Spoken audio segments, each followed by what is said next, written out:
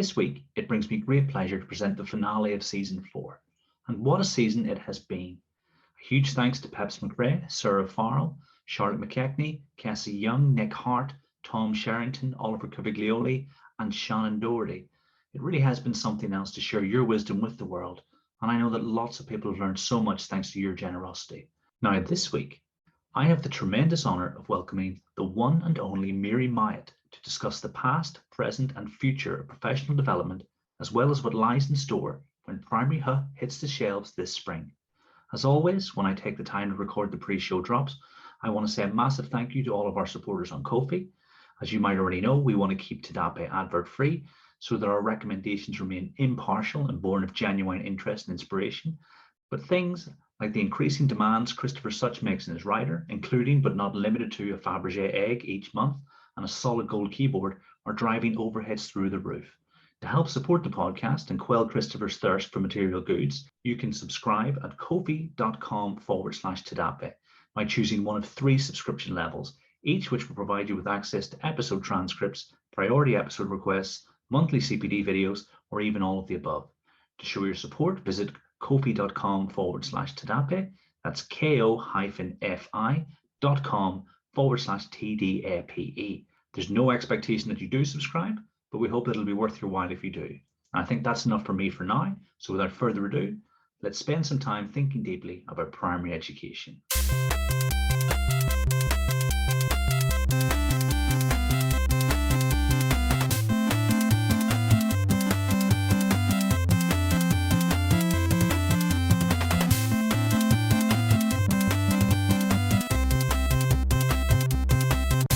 So this week, I'm very lucky to be joined by Myatt. And Miri, as a fan of the show, you'll know that we always begin with our guests in numbers, just to get a feel for who you are, where you're from. And my first question is years as a teacher. So, Kieran, delighted to be joining you for this. I'm a huge fan of your podcast. I learned so much from it. So I was checking this. I started training nearly 30 years ago. So I'll have been teaching for 29 years this year. First year group taught? Well, because my background is secondary religious education. So from the word go, I was teaching year 7 to year 11. And then a couple of years in, I then got an A-level group going. So really, I've taught across the whole of secondary age group. Last year group taught? Well, again, it would have been all of them before I left the school to join the local authority. Yeah, and they all have their own great gifts and great personalities across each year. I mean, as a cohort, year 9 feels very different from year 7 and year 11 and year 13. What's important year group? I would say year 9, because that's where they've got the potential to go off the boil. If you can keep them absorbed in interesting stuff in year 9, you kind of got them. And a big indicator in secondary where they've got an option to take it then to, in my case, a full GCSE course, because in my school, everyone took a short course in religious education.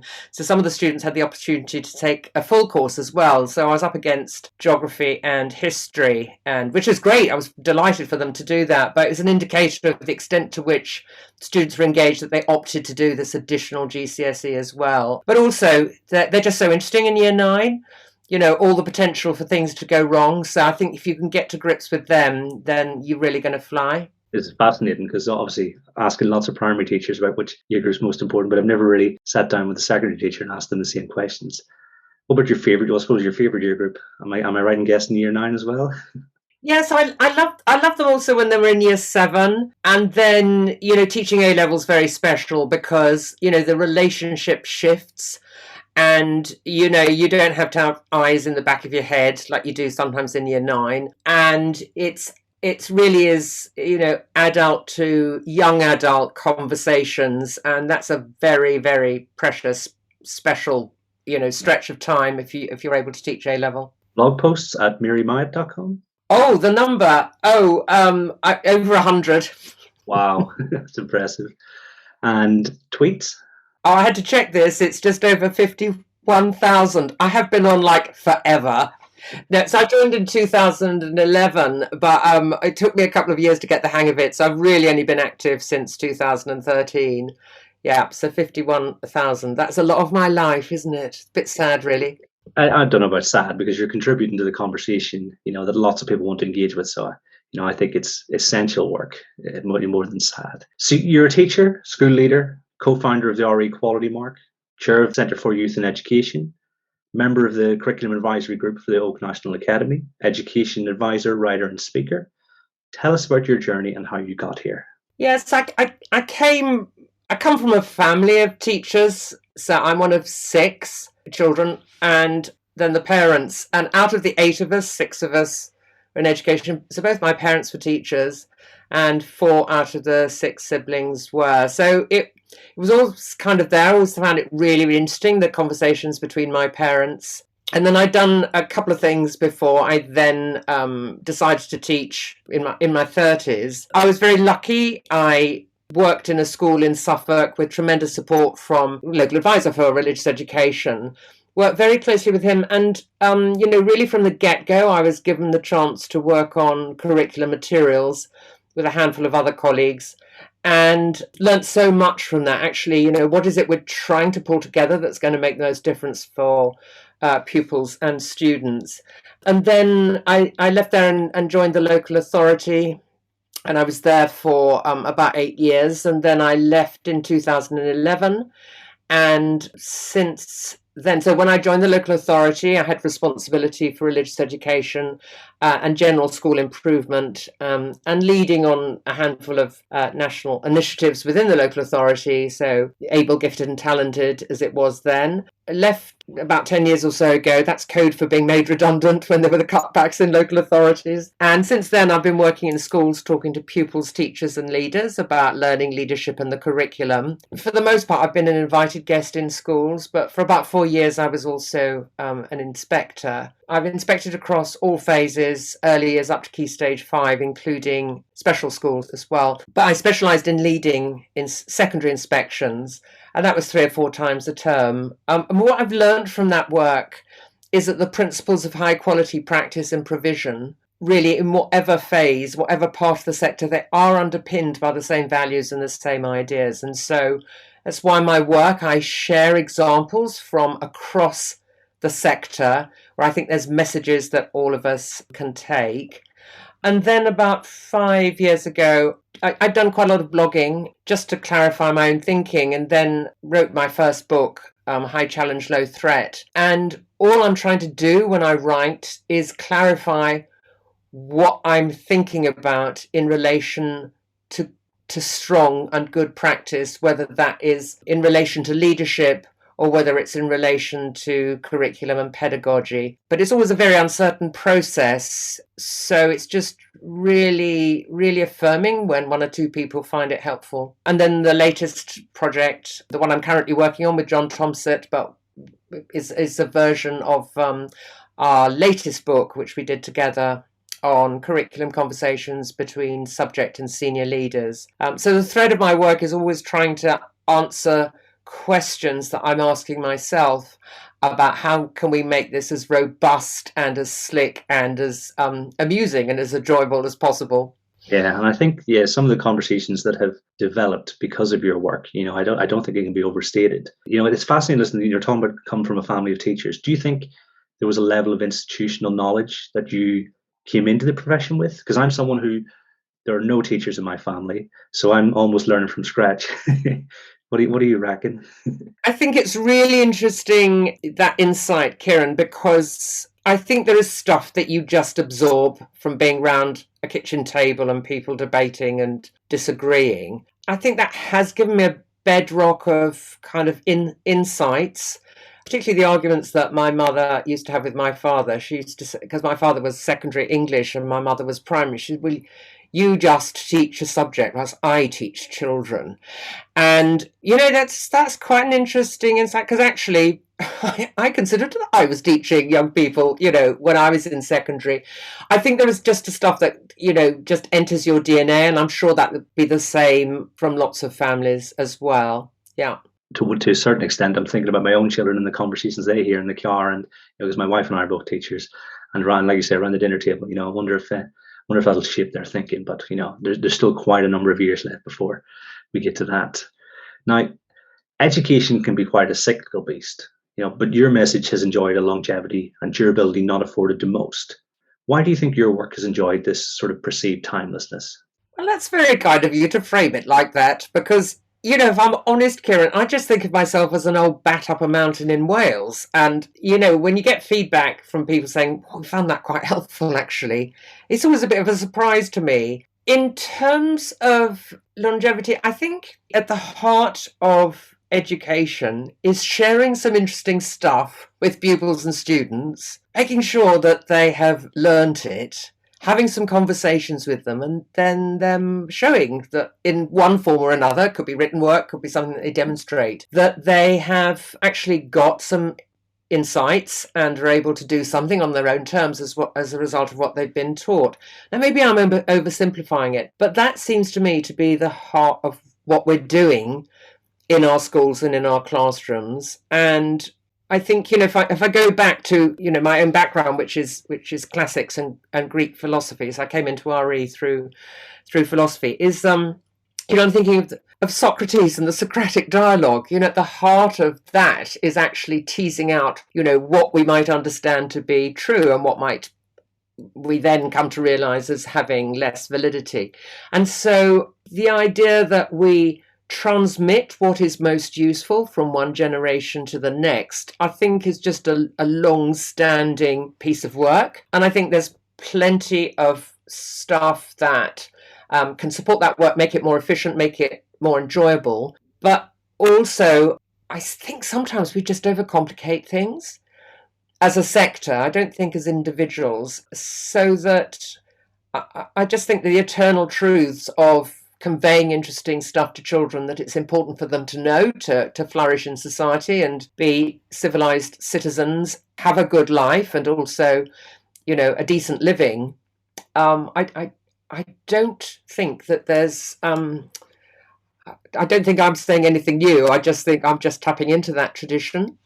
Yeah, I mean, it makes a lot of sense, because I think certainly, the clearer the message, and the simpler that we sort of try and transmit it, I think the more chance we have of people engaging with the conversation. I'm certainly been guilty of overcomplicating things when I've tried to explain to people in the past. And yeah, I think listening to you say that, it makes a whole lot of sense. Some of the greatest thinkers and writers, do what Einstein said we should be doing. If we really understand something, we should be able to explain it in terms that a 4-year-old can understand. And when I look at top quality writing, it has that capacity, whether it's Carlo Rovelli's 7 Brief Lessons on History, whether it's Richard Feynman's work, again on physics, I'm just thinking of those in particular. You don't need to have a science background when you're in the company of those sorts of minds and you're reading their work. So I think there has been a tendency to overcomplicate things. And I think what sits alongside that is when we know we've got something quite complex to teach, we have to break it down into the simplest possible parts that children have got a bridge to get into it. And I'll give you a quick example that, if I'm teaching in Key Stage 3 about Judaism, a fundamental piece of Jewish theology, a fundamental concept is the covenant. The covenant's quite a big word, but virtually everything hinges around that. So it's really important to unpack what a covenant is in that context. So it's a deal or agreement or a contract, in this case between God and the Jewish people. But before I can get to that sort of theological bit, we've got to understand what it means to break a deal or an agreement. And I've got a bit of a shaggy dog story about how I used to unpack that for my students in relation to potentially buying a motorbike, which was on the cards at the time. And I eventually did buy one, but it was about, if I had decided, I would ask the students what sort of motorbike I might buy. So I'd have lots of contributions to that. That would take a couple of minutes. And I said, well, suppose I had done a deal to buy one from one of your parents and then on the way back from that, I find someone who can sell it to me cheaper and I go with them instead. What have I done to the original deal I've done with your parents? So you can unpack what that's about, the disappointment, and you wrap it up quite quickly because you do not want a whole lesson talked about the various merits of motorbikes and why I was a bit of a saddo to end up with a Moto Guzzi. That's for other times, but you've got to the heart of what that is, and then you can transpose that quite quickly to what does it mean to keep a deal or agreement on both sides. So you can get all sorts of theological stuff out of that. But if you just go into a big idea straight away as a relative expert in the field and you're working with novices, then you need to really think through, what is it that might get in the way of it. I notice in your book, Thinking Deeply About Primary Mathematics, lots on misconceptions. What could possibly go wrong in children's thinking and how we're going to pull that back? And in mathematics, that would be stuff around concrete and pictorial. And in my case, I'm doing that in a similar parallel universe within religious education. That's a wonderful example, because I can actually feel that disappointment. I've got concrete sensations. I was actually reading about what do we mean when we say concrete. Douglas Clements had written about can you use manipulatives on a computer, because our sense of concrete doesn't necessarily require physical things there. I'm feeling that sensation of the disappointment because I'm, not with a motorbike, but I've definitely let my parents down in that way in the past before. And, so I really get a sense of what you mean by confident there. In addition to the wonderful work you do in person, you've also curated a fantastic bank of CPD videos at Myatt and Co. What was your inspiration for making this pivot? Because it seems from the outside that this was a direction you'd have ended up going in, pandemic or not. Well, it's interesting you say that, Kieran, because I'm a great believer in two things. One is if I've got something that I can offer that is going to be helpful in some small way to either an individual group of people, and I've got some capacity to think that through and prepare some materials, I'm up for that. But also, I firmly believe in building in public, because I hate this idea that any one person has all the answers. And so I quite like to put my work out there flawed, but with sufficient thought behind it, and then to adjust as we go through. So as far as the Myatt and Co work is concerned, what happened was that, and I hadn't realised this, a bit naive of me, but if you will have found this too, that if you write a book, people want you to come and talk about it, which is a complete surprise to me. I just thought, you got the book. Since about 2017, I was having more requests than I could fulfill in person, because you've only got so much time that you can offer to people. And so what I'd done was that I'd prepared some recordings of the main pieces of work that people were asking for. And so if I couldn't make something, I could just say, there's that available. Obviously, there was a fee to it, but it was less than having me in. And I had thought, actually before lockdown, because the demand was still growing, and it sounds really, really spoilt to say this, but it's actually quite stressful when you actually haven't got the time to do everything you would like to do. So I was going to build that bank. And then lockdown came, and I just started putting free recordings, free material online, just as part of, that great collective sense that there was. There was Research Ed Home, there was the Oak National Academy, of the whole community coming together, and then there was Seneca Learn, there was Chiltern TSC, there was lots and lots of stuff. It just struck me there was a demand, not just from leaders, but actually from the most important people, classroom teachers and teaching assistants and governors as well. And so what I decided, I just put a tweet out in June 2020. I thought, what would happen if instead of having these one-off things that people just pay once for a relatively high price, what would happen if I flipped the model and built a real bank of these, but that people would pay a small subscription to have that growing bank rather than a one-off quite high piece and then never have that conversation again. So I just put a tweet out about that. Would it be an idea to have something like a Netflix model for CPD? And so there was quite a lot of affirmation on that. So I worked on it quite quickly and launched it at the end of October 2020. The idea was that it wouldn't just be my work. I wanted to bring on other people as well. Because the other thing I'd been concerned about was that there's a handful of people who do good work, who have a high profile, and we all know that there are actually lots of other people who've got great stuff to say as well. So I wanted to broaden the other people who could make a contribution to what was out there, and it would be hosted on the platform. And because it's a commercial venture, able to pay them, and so wrap it all up like that. That just makes it far more inclusive rather than it being slightly elite, that you get your stars. Not that I consider myself a star in the least, but you get your high profile people, but actually spread that out so that we can grow the next generation of people who are doing interesting stuff. And we've got some phenomenal colleagues on there. Beyond a really low subscription was I always wanted to have some content free, so that people can just dip in and out of a handful, and then if they want the other 300 plus and growing from over 50 contributors, then that was available. So it just seemed a more grounded, more inclusive way of offering materials to the sector. And the final thing I would say around it is I've never liked being in professional development sessions where there's someone in a suit at the front reading from the PowerPoints. I can read myself, thank you very much. I don't need you reading. They're framed around conversations, people talking about interesting stuff. And so that brings a sort of energy and life to it that I'm really pleased to see. So yeah, it was an experiment, but I'm delighted to say it. As we speak now, we've got nearly 12,000 people using it in just over a year, which shows that one or two people finding it interesting. Amazing. Yeah, I reckon the Venn diagram of people who listen to this podcast and the people who like to watch CPD, online, I think, there's quite a big crossover there, and if I think about how I spend my lunch times, I'll quite often search for key terms and then watch a video, because most of us eat at our desk, don't we? Whether that's right or not. Yeah, I think it's fantastic because I have to choose which Saturdays I go to very carefully, because the boys are quite young. I can't spend every weekend away.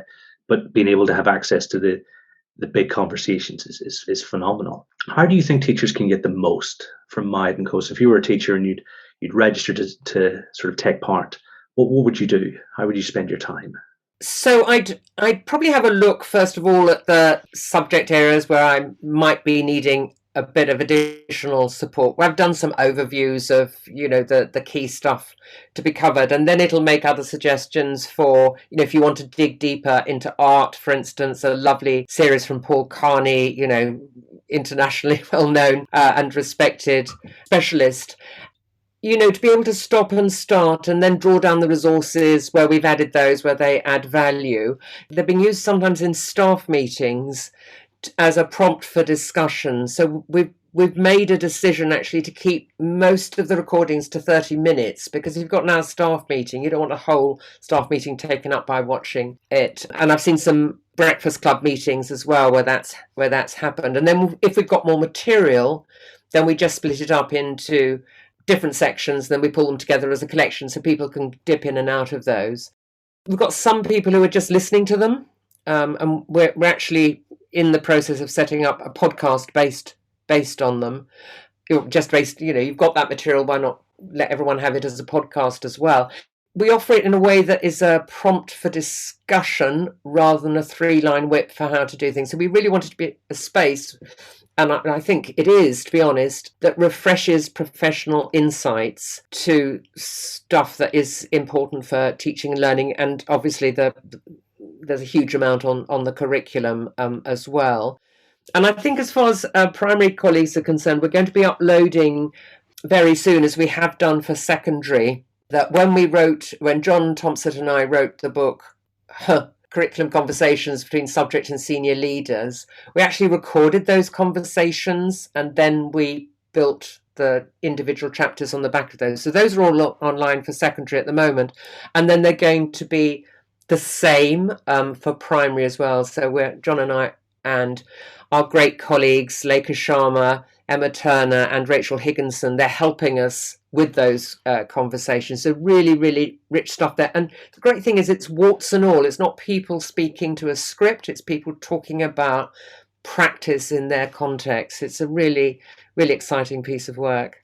Yeah, it sounds fantastic. And, like you say, when you're listening to people just answering questions, giving their opinions, I think if you listen carefully, you can get right under what they're thinking. Because obviously I record these conversations, maybe 2 hours becomes 60 minutes, but I'm listening the whole time to what they're saying. And then, you sort of mix it with my own experience to sort of try and get so I think that sounds like a wonderful idea. And, the idea that we might be able to listen to some of the content as well, because a lot of people, certainly a lot of my time is spent listening when I take media and, just doing other things. That, yeah, it sounds wonderful. Ascribing to you the status of Oracle, as a result of the timing of Myatt and Co and the longevity we've discussed. I'm very keen to know your thoughts on the next one. What does the future hold for teacher professional development? I would say, by way of introduction to that, I think the sector can be quite immature in the way that it treats individual teachers. And I think there's a growing understanding that teachers are intelligent human beings and they're graduates. And so this dumbing down, I think, is diminishing. I think treating them as though they are intelligent human beings who want to get better, because at the heart of being a professional in whatever sphere, whether it's education, medicine, law, accountancy, or anything else, is that you want to refine your insights and your practice. And you're only going to do that if you're treated as an intelligent professional rather than being patronized and talked down to. So I think there's a shift to that, long overdue in my humble opinion. I also think it's going to be far more tailored to the individual professional needs of the sector. So there is no doubt that there is a case for generic whole school training on things like safeguarding. Beyond that, though, it's about individuals identifying where their gaps are with their line managers, and then that being part of a program which is funded and time given to fill those professional gaps. It's interesting, in the quality of education judgment in the implementation, it talks about teachers, for instance, having good subject knowledge in relation to the curriculum. But then it goes on and says that where there isn't good subject knowledge, which is basically everyone in the sector, myself included, leaders are put in place appropriate support. So it's done in a highly collaborative way, rather than you must do this, beyond the safeguarding, as I say. Yeah, I can't remember if it was 2017 or 2018. Becky Allen was saying at the Teacher Development Forum about how £500 million a year was wasted on ineffectual CPD. And it feels like in the time since then, we have, like you said, taken steps forward to personalize and certainly to center our focus on teachers rather than blanket development. But it's very hard for me to get a whole sector picture without being in all of the schools. I think you're right there.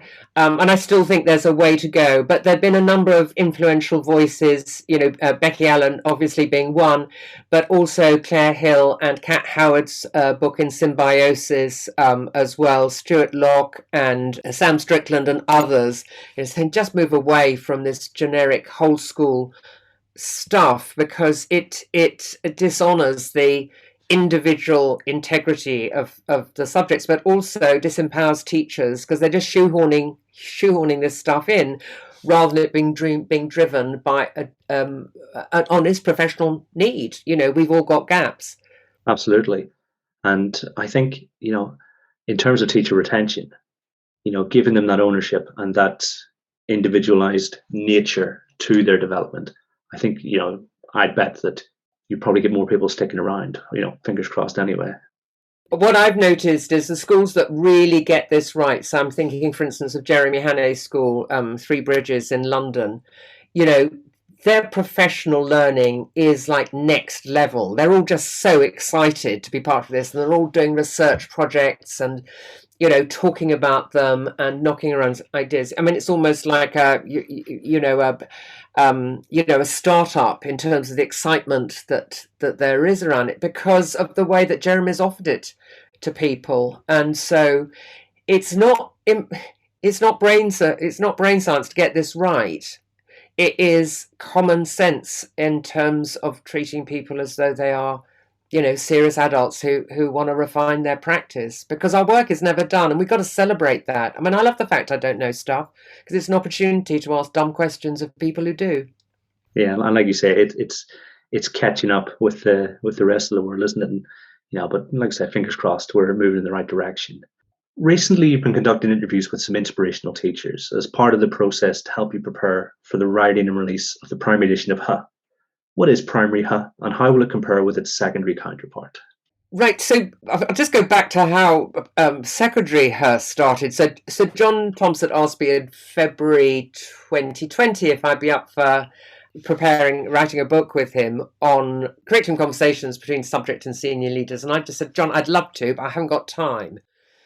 And then I slept on it and I said, I think there's a way we could do this if we record people as we talk to them and then turn those recordings through transcripts into the book. And so that's what we did. And within 6 months, we had a book, which was fantastic. What came out of that was because it was the lived experience of people who are working at the top of their game, all of whom claimed that they weren't masters or experts, but they clearly are. But there's a great deal of modesty sitting behind the colleagues that we talked to. Was really fresh insights into how the subjects are constructed within schools. And these were just offered as examples, not a 3-line whip. And interestingly, I thought there'd be some pushback from colleagues saying, well, we wouldn't do it like this. This is how we do it. And so I was prepared for that. I'm always happy to defend what I'm doing and take criticism, but I didn't want to expose the people that we'd spoken to that. Interestingly, there's been none of that because people have taken it in the spirit in which we've offered it as one way of modelling conversations. As we were doing this, as it was in its drafts, we shared the book with a handful of primary colleagues, both classroom practitioners and CEOs of MATs, and just said, we think there might be some threads here. What do you reckon? Would this be useful for primary? And they all came back and said, yes, it is, because although, you're talking to secondary colleagues, we can see some threads of how this might apply in primary. So that was helpful because you want to speak to as many people as possible through the work that you do. However, I had been increasingly concerned, as had others, that the general discourse around the curriculum has got a very strong secondary flavour to it. So you'll have things like, well, when you're working in your departments or faculties, it's like, well, that doesn't happen in primary. When you specialists come together, and so although we're teaching children from early, from 3 to 19, the mechanisms through which that material is offered to children, the structures, it's a statement of the obvious, really. They're different in primary than they are in secondary. So we wanted to rebalance that narrative around the secondaryization of the curriculum discourse. It's fine, there's nothing wrong with it, but it's not as inclusive as it might be when you're thinking about primary colleagues. The other thing to say is, and I'm happy to be challenged on this, is that it seems to me that most secondary schools are pretty similar in their structures. What differentiates them is their size. All right, but you're going to have your English department, your maths department, your humanities and all the rest of it. You've got a far greater range of structures in primary. So you've got some primary schools, one of them I went to look at recently out of interest for one of the many Myatts, who's due to start school in September, 900 pupils, bigger than some secondary schools. Great, by the way, wonderful what they were doing, and, managed to make it all, really cosy and all the rest of it. And then probably within 15 miles in a village in Essex, you could have a primary school with mixed age year groups within one class. So you simply can't talk about those structures being in the same way. So we knew that there was an opportunity here to unpack not just the systems and structures, but also the fact that, you won't need me to tell you that, but most primary colleagues are teaching, up to 12 subjects. And there might be knocked back a bit with, specialists coming in to teach PE or music or whatever. But for the most part, that's what they are. And so when you're talking about subject specialisms, you can't make the same assumptions that you can in secondary. So we just wanted to open up that space. I've also done a lot in primary, but I'm not primary trained. So even as an NQT, I was in our primary schools as part of the pyramid. I was running network meetings, with all of us to discuss. So I've got a lot. I've had a lot of mileage in primary, but it's not my first training. So we were very mindful. You've got basically 2 secondary boards, and here we were. We didn't want to be patronising to our primary colleagues. But we also needed to have some experts who could frame the questions in such a way that wouldn't necessarily be evident to John and me. So that's why we're doing this work with, as I said, Lekha Sharma, Emma Turner, and Rachel Higginson, so that we're getting this combined conversations of what it might look like in terms of computing, what it might look like in terms of religious education, etc. And then we're talking to leaders like Kate Obridge and Claire Seeley about, how they think about the curriculum from a leadership point of view. So it's a fascinating piece of work. And then just to flag up that in 2023, we want to do the same for special schools and alternative provision.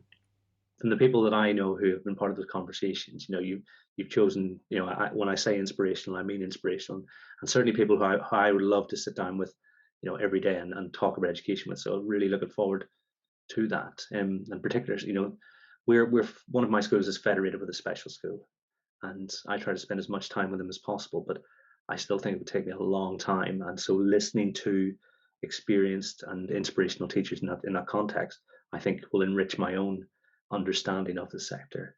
So you may have already answered this next one. And obviously, as you listen to the show, you'll know that it's not me being cheeky. I asked Chris Such about his. Why does the world need primary HA?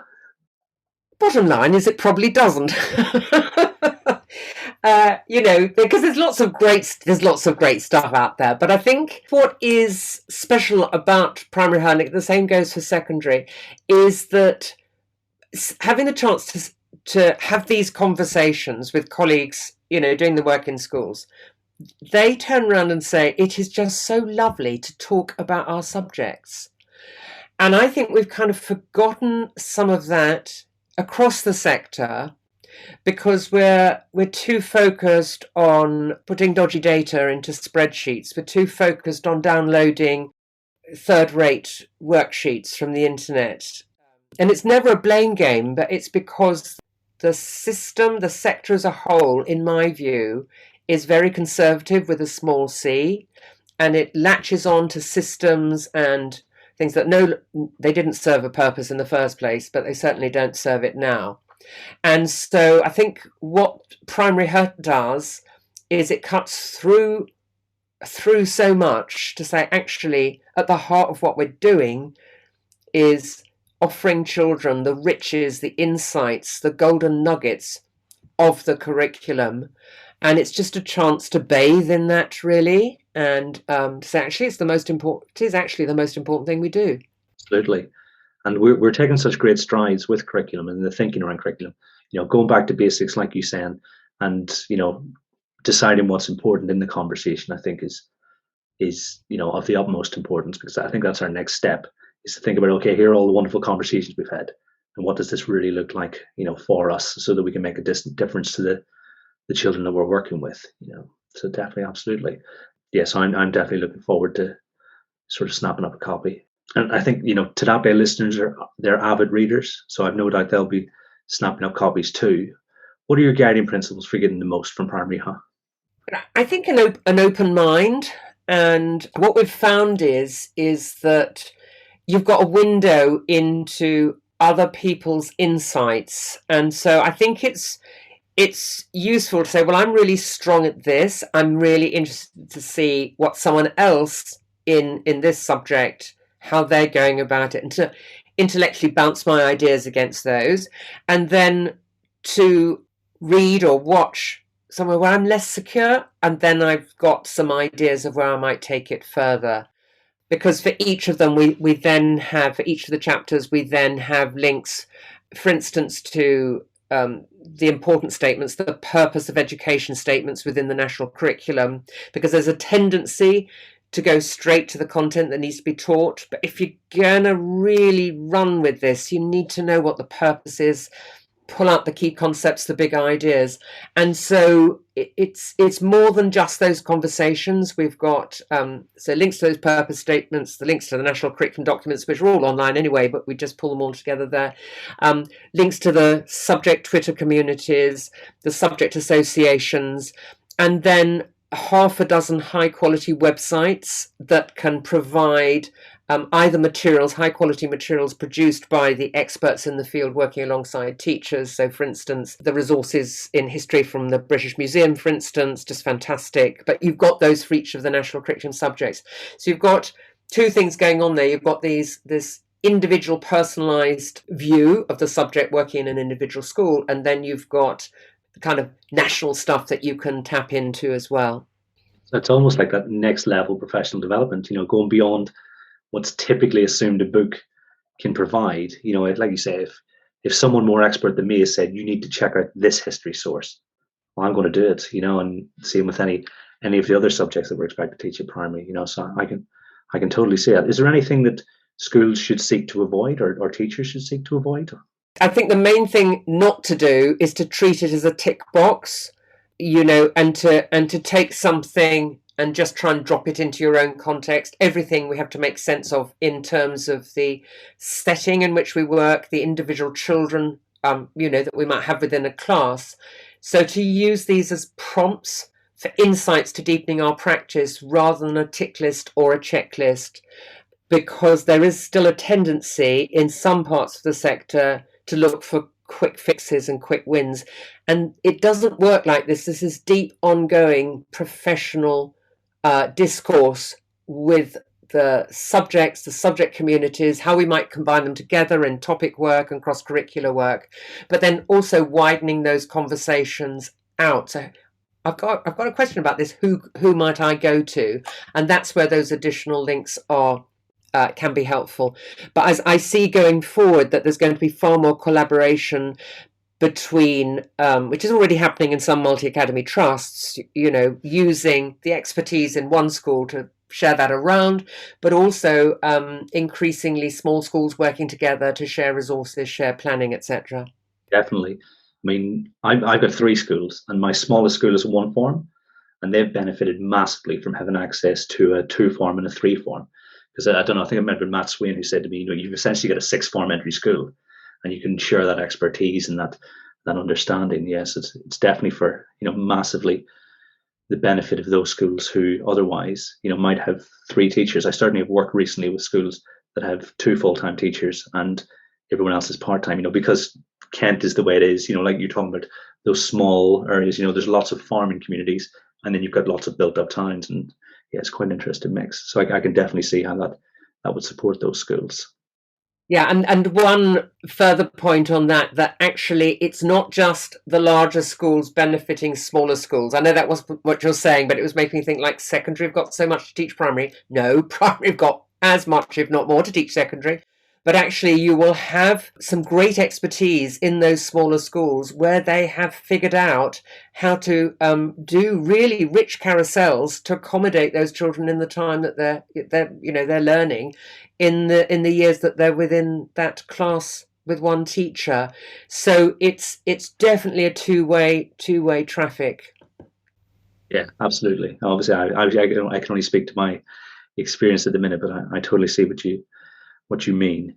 So you've provided inspiration for countless teachers. Who or what are your sources of inspiration?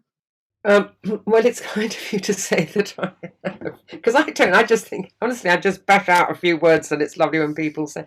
Well, I've got a number actually. So there's this wonderful new book from Mick Waters and Tim Brighouse, which is just out, and I'm just so pleased to see this book. They really have their feet on the ground. These great giants, intellect. They're huge, beautiful human beings as well. So I have to say that both of them have been great inspirations to me. Mick Waters in particular, just this hugely imaginative, all-encompassing vision for every child, just to have some really decent, interesting, exciting stuff. I would also say that I'm learning a great deal from the colleagues I'm working with, for instance, on Myatt and Co, but also the the masterclasses I've been doing with Tom Sherrington. So Tom and John, they are, inspiration is a bit strong, but we're mates, put it like that. I'm not going to big them up to it. No, I'm, when you're on the completely the same wavelength as people and you can just thrash out ideas, that is a real gift. And I've learned a huge amount from them. But the kind of work that Tom has been doing with the masterclasses, I'm thinking particularly of Josh Vallance, Chris Such's work, which obviously I know very well as well, but Isaac Moore. So you've got these young, really thoughtful, modest, great thinkers coming through, and I learn, they are an inspiration to me. And I was listening to Alex Pethick on one of the masterclasses, the most recent one, and I'm thinking, I'm going to have to reframe some of how I think about that. So I'm continually shifting in the light of, new people who are inspiring me. And I would also say some head teachers and principals like Ben Erskine. And in my own field, it was a really powerful moment for me when we interviewed Nikki McGee, who is the trust lead for religious education at the Inspiration Trust. And I'll raise my background. I've done a lot over the years, including, national programs, some of them from scratch, like the Our Equality Mark. And listening to Nikki, I'm thinking, you are next level. I've been doing this for so long and I am sitting at your feet. And, that's a marvelous thing to observe, that you've got people, couple of generations below you, and you think, I'm learning from you. And that's it gives me great hope for the future. And then I just drop in a couple from outside the field of education, because I do read quite widely to try to inform my thinking, because I never just want it to be my point of view or other people thinking along similar lines. And I really, really enjoy Rory Sutherland's work on nudge theory. It's in marketing and advertising, but again, it's done in such a humane way. I think there's a lot that the education sector could learn from there. And then David Ogilvy, who's one of the greatest advertising gurus of all time. Again, what characterizes all the people I'm mentioning is their pursuit of clarity and simplicity, grounded in an understanding which is changing over time of how human beings behave, what they relate to, what's going to switch them on, but also in a way that is really clear, really simple, so everyone can understand. So you probably only wanted one, but I've given you a whole handful. No, not at all. And, the two things I'm taking away there are, one, being willing to learn beyond the field. I think that's really, really important. But also, if I still have the humility, throughout my career to learn from others, I hope I never get to the point where I think I've figured it out. And it's very clear that you don't think that, and you're always willing to learn. I think that's something that everyone can take away from just listening to your source of inspiration. It's fantastic. And I'm sure the people who you did mention will be, overjoyed to have heard how kindly you've spoken of them. So is there any final advice you have for those ready to engage with primary professional development or the curriculum in general? I'd say a couple of things. One is, it's going to take time. That's why we called it Hart. Hart was John's idea. It is the Egyptian god of everlasting things. And so it's slightly tongue-in-cheek, because it also, John and I, when we're doing these interviews, we're quite often saying, we didn't know that. But there is this spirit which I try to hold on to, and that is that, I'm deadly serious about this work, but I think we can also have a lightness of touch around it as well. So I don't take myself seriously at all. I'm always happy for people to have a pop at me. So I think for anyone who is, beginning that journey of taking professional development to the next level, is to recognize that it is a never-ending process, to breathe into that and not to beat ourselves up when something isn't done as quickly as we would like. Also, not to try and get things too polished too soon, or that we can't start something unless it's all wrapped up and we've really got a handle on it. Because it is we need to know enough, we need to explore enough, we need to have enough under our belt and enough planning done, but then it's going to change as we teach it. So to allow for that kind of material to breathe as we actually live it.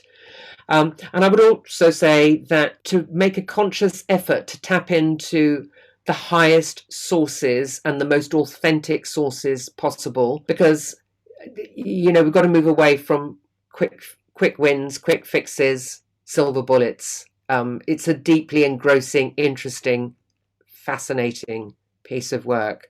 And so I just wrap up by saying, you know, feel free to enjoy it, have a laugh. Wise words. Yeah, I think, you know, permeating throughout our conversation here, you know, you can get that sense that this is something that's going to go on for a long time, that we should be in the mindset that we're going to continually improve, but we're going to be very deliberate in how we make those improvements, and things don't change overnight, you know. And I think I listen back to these episodes quite a lot, you know, certainly during the editing process, but I'm thinking I've only just got the base understanding of what you've said tonight, and I know that when I go back, there will be more that I can pick up on and then push my practice further and further, you know. So it has been, you know, both an honor and a privilege to speak with you tonight. I really, really appreciate it. So thank you very much. Well, it's absolutely great having the chance to talk with you, Kieran. Huge admirer of your work, and, you know, having conversations about us as professionals, you know, what could be better. So thank you very much indeed. So I don't think I can let you go without finding out exactly when we can expect to see Primary on bookshelves, you know, in all good bookstores. Do you have a date in mind for publication? Well, it's scheduled for April 2022, and thank you for asking. Now, I know listeners will be extremely excited to find that it's just around the corner. Thank you.